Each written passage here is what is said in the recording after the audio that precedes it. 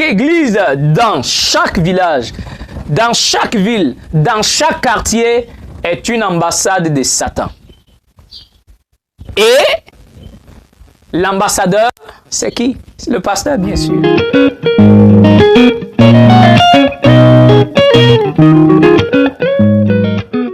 Quand on parle de l'impiété, l'antichrist et son royaume. Et en fait, on veut ressortir juste de leur truc là, ce qui nous intéresse. Le verset 25 dit, cette corne qui a poussé là, va proférer des paroles contre l'Éternel. C'est lui le maître impie. En fait, c'est lui qu'on appelle l'antichrist. D'accord?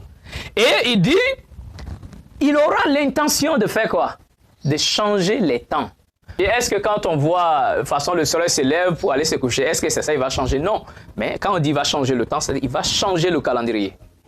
Il change le calendrier et on dit il aura l'intention de changer la loi, la Torah.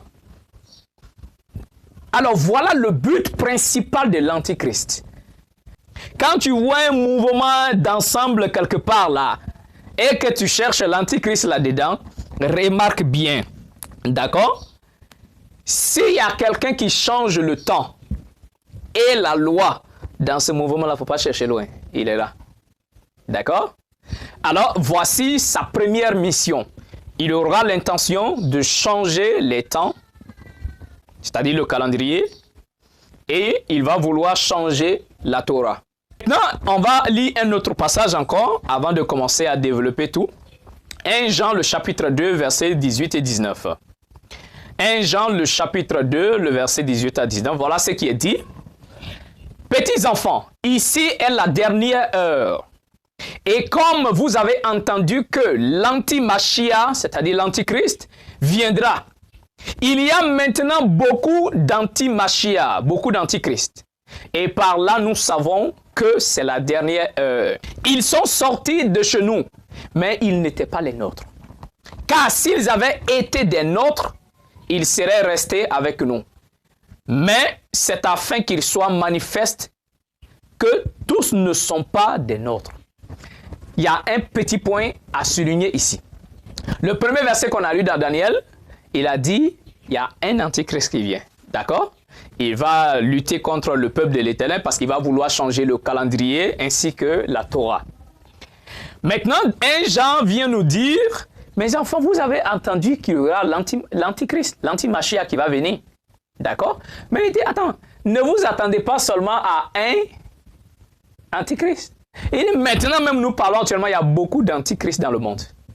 Il dit, avant que le grand antichrist arrive, il a déjà envoyé des ouvriers dans le monde. Et on les appelle les anti-Machia au même titre que lui. Sur la terre ici. D'accord? Le thème c'est l'antichrist et son royaume. Ce qui veut dire qu'il y a l'antichrist et il y a son royaume. Il est un roi. D'accord? L'antichrist est un roi et il a ses sujets, il a son royaume, il a sa population, il a son peuple. Maintenant, un roi, un peuple exécute ce que le roi lui demande, non? Comment tu peux savoir que telle personne est soumise à l'antichrist ou non? Alors, il dit, ce que l'antichrist fera, c'est ce qu'il va imposer à son peuple de faire, bien sûr. Alors, il y aura l'intention de changer là le temps, c'est-à-dire le calendrier et la loi. Partout où tu vois un groupe des personnes qui se disent croyants, qui jettent derrière eux le calendrier de l'Éternel et changent, modifient la Torah, ne va pas chercher loin.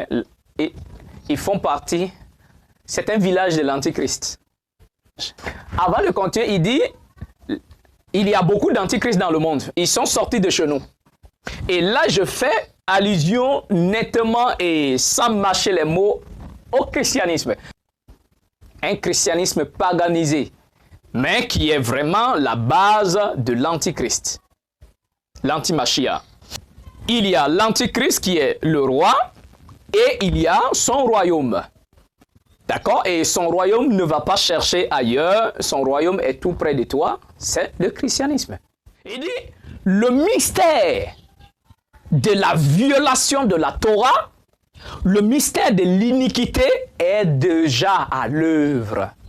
si l'Antichrist doit venir par le pouvoir de Satan, alors maintenant il dit quoi? Avec toute puissance, avec des signes, des prodiges mensongers et avec les séductions de l'injustice. Il dit quand Satan va envoyer l'Antichrist dans le monde, ainsi que son faux prophète, vous pensez que c'est quelqu'un qui va venir comme ça et puis il ne va rien faire? Aujourd'hui, les gens courent derrière quoi? Miracle. Et il dit, l'Antichrist, quand il viendra avec assez de puissance. D'accord? Il fera des signes miraculeux. Et il dit, il fera des prodiges mensongers. Dans le but de faire quoi? De séduire. Et quand les gens parlent de... Et on dit, tel pasteur fait miracle, j'ai dit, quittez devant moi. Quittez devant moi. Quelqu'un m'a dit, mais Rabbi, tu veux dire que tous ceux qui font des miracles, ils guérissent des gens, ils donnent des prophéties qui seraient au nom du Mashiach. D'accord? Il dit au nom de Jésus. Et puis ça marche, tu veux dire que ceux-là aussi sont dans le faux? J'ai dit oui. Ce sont des miracles mensongers de Satan, dans le but de séduire. C'est la raison pour laquelle on dit le mystère de l'iniquité, le mystère de la violation de la Torah, par le pouvoir de l'Antichrist. Mais il n'est pas encore présent, il ne s'est pas manifesté. Mais le verset dit, il a déjà son gouvernement dans le monde. Il a déjà ses ambassadeurs dans le monde. Dans chaque village, il y a un ambassadeur de l'Antichrist. Dans chaque ville, il y a l'ambassade de l'Antichrist. Vous savez c'est où? Les églises. Chaque église, dans chaque village, dans chaque ville, dans chaque quartier, est une ambassade de Satan. Et l'ambassadeur, c'est qui? C'est le pasteur, bien sûr. Oui. Raison. Je prends un exemple. C'est sa mission.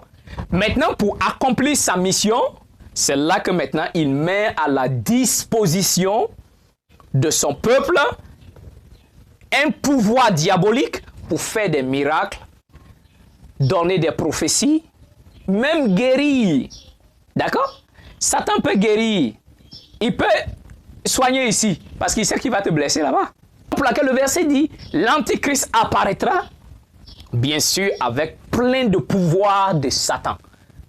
Il fera des miracles, des signes prodigieux. D'accord?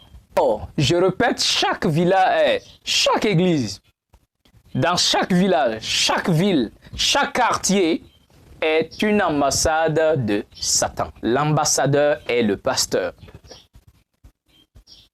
Pourquoi? Parce qu'ils suivent la même vision que Satan, l'Antichrist, qui a pour but d'abolir la Torah, qui a pour but d'abolir le calendrier. Et c'est le christianisme qui est à la base de tout ça. On a les écrits dans nos mains. Prends la Bible en français, prends le texte en hébreu et puis tu verras. Tu te rendras compte que l'Antichrist a déjà fait le travail. Ils ont tout modifié, tout changé. En traduisant les versets, un verset qui est au présent, ils mettent ça au futur, ou soit ils mettent ça dans le passé. Ils annulent tout. Ils ont tout mélangé. Mais ça aussi, cela ne doit pas nous inquiéter, puisque c'était une prophétie. Vous savez bien dans le livre du Père Hanoch, le chapitre 104, voilà au verset 11 comme ça, il dit, « Maintenant, je sais ce mystère. Les pécheurs altéreront, dénatureront fort bien la parole de vérité. Et ils proféreront des paroles mauvaises. Et ils mentiront. Ils inventeront de grandes faussetés et ils écriront des livres sur leurs paroles. » Vous avez compris? C'est une prophétie depuis le temps du Père Enoch. Il dit, il y aura un temps sur terre. Il dit, je vais vous dire, c'est un mystère. C'est la même chose que l'apôtre Shaul Paul dit, que c'est le mystère de l'iniquité. Il dit, c'est un mystère. Il dit, les pécheurs vont altérer la parole. Il ne parle pas des païens. Est-ce que le païen va faire quoi avec la parole? Mais quand il dit les pécheurs vont altérer la parole, de qui il s'agit? Il parle des personnes qui se sont dit, qui disent, qui pratiquent, qui sont des croyants, au moins qui sont même à la tête de la traduction des paroles. Ils sont à la tête même, c'est eux qui traduisent, parce qu'il faut avoir ce métier de traduction là pour pouvoir altérer. Si tu n'as pas, tu n'es pas traducteur, comment tu peux altérer? Tu ne peux pas altérer. Alors, il dit, les traducteurs vont dénaturer la parole. Et il les appelle ici des pécheurs. Attention. Il dit, ils vont dénaturer, ils vont altérer et ils vont proférer de gros mensonges. La Bible est devenue un tas de mensonges. Il dit, ils mentiront et ils inventeront de grandes faussetés. Maintenant, après, il dit, ils écriront des livres sur leur doctrine. Allez-y dans les librairies, pardon. Vous allez voir plein de livres.